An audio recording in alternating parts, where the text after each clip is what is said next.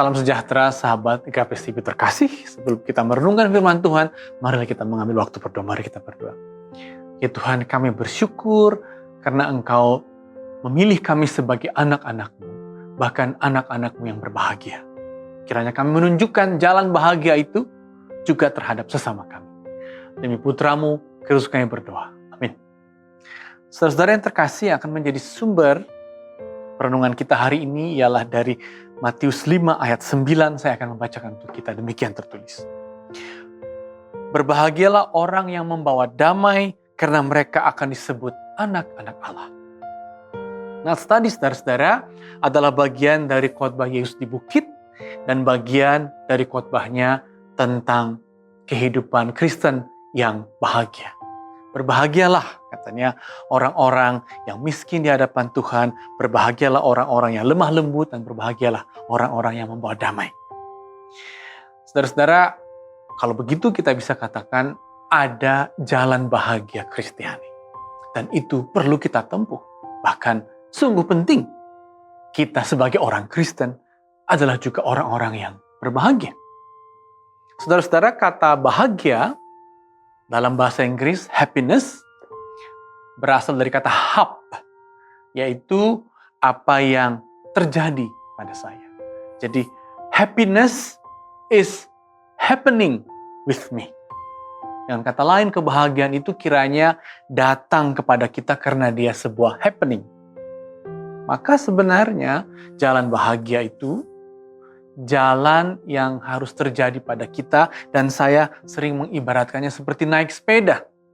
Kita harus memasukinya, kita harus menempuh jalan bahagia. Dan menurut firman Tuhan dalam khotbah di bukit, jalan bahagia itu pertama-tama dikatakan bahwa kita miskin di hadapan Tuhan, dikatakan bahwa kita lemah lembut. Artinya apa? Artinya kita akan berbahagia kalau kita bertumpu pada Tuhan, kalau kita menerima kasih-Nya, dan sekalipun kita punya berbagai hal, Tuhan itu menerima kita, Tuhan itu telah berdamai pada kita. Itu yang pertama. Hubungan kita dengan Tuhan bukan hubungan perseteruan, tapi hubungan kasih yang mendamaikan. Lalu ketika kita melangkah percaya pada hubungan sedemikian, maka selanjutnya sampailah kita kepada ayat 9. Kalau begitu, karena Tuhan telah berdamai denganmu, Dia telah menerima keadaanmu yang bagaimanapun, maka sekarang kamu harus menunjukkan damai itu keluar di tengah-tengah hidup. Karena itu saudara-saudara, jalan damai Kristiani sering disebut dengan istilah, if you want peace, be peaceful, but work for peace. Kalau engkau mau damai, berdamailah dengan dirimu, dengan Tuhan, dan itu sudah. Karena kita bertumpu padanya, karena kita mengandalkannya. Tapi sekarang adalah kita harus bekerja untuk perdamaian itu, saudara-saudara. Agar kita bahagia. Dan bagaimana perdamaian itu, bagaimana jalan damai itu ditempuh oleh orang Kristen? Ada kisah yang menarik sekali dari gereja Mennonite. Kalau saudara ke daerah Gunung Muria, di situ ada gereja Kristen Muria. Mereka adalah pengikut Menno Simon, seorang Mennonite. Ada kisahnya tentang pengikut Mennonite bernama Dirk Willems pada tahun 1569. Saat itu kelompok Mennonite ini dipersekusi, dikejar-kejar karena mereka menolak baptisan anak. Mereka hanya mau baptisan dewasa. Lalu ketika Dirk Willems dikejar oleh orang yang anti gerejanya, saudara-saudara, dia lari dan yang mengejar itu terperosok ke dalam es yang dingin, tapi yang membuatnya tidak bisa keluar. Dirk Willems berbalik, menolongnya. Dan setelah dia menolongnya, Dirk Willems lari karena laki-laki itu terus mengejarnya. Dan apa yang terjadi itu digambarkan dalam suatu lukisan yang disebut Garden of Peace. Tentang Dirk Willems yang bahkan bisa menolong orang yang hendak mengejarnya dan hendak menyiksanya. Gambar itu membuat kita menemukan itulah arti damai.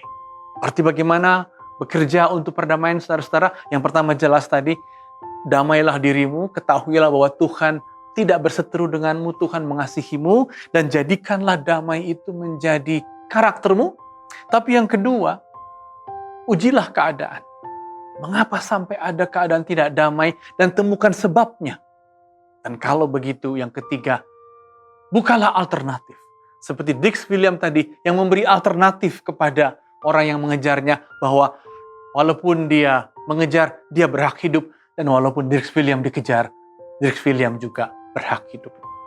Dengan 3 langkah tadi, damailah dirimu, ketahuilah Tuhan mengasihimu sebagai anaknya. Dan yang kedua, lihatlah apa sebab terjadinya ketidakdamaian. Dan yang ketiga, tunjukkanlah alternatif yang tidak mencederai seorang, yang tidak mencederai siapapun. Dan dengan itu, saudara-saudara, kita telah menjadi damai. Dan kita telah membawa damai. Dan kalau begitu, seperti kata firman Tuhan sekali lagi, berbahagialah orang yang membawa damai, yang di dalam dirinya ada damai, yang dia tahu menciptakan perdamaian. Sebab mereka disebut anak-anak Allah. Amin, mari kita berdoa. Ya Tuhan, kami bersyukur karena Engkau telah mendamaikan kami denganmu. Kami adalah anak-anak-Mu dan selanjutnya kiranya kami dapat menunjukkan jalan damai di tengah-tengah kehidupan yang sering berbenturan, yang sering berkonflik. Tapi kiranya jalan damai Kristiani yang menjadi jalan alternatif dapat kami bawa di tengah-tengah itu semua. Inilah doa kami demi putra-Mu, Kristus kami berdoa. Amin.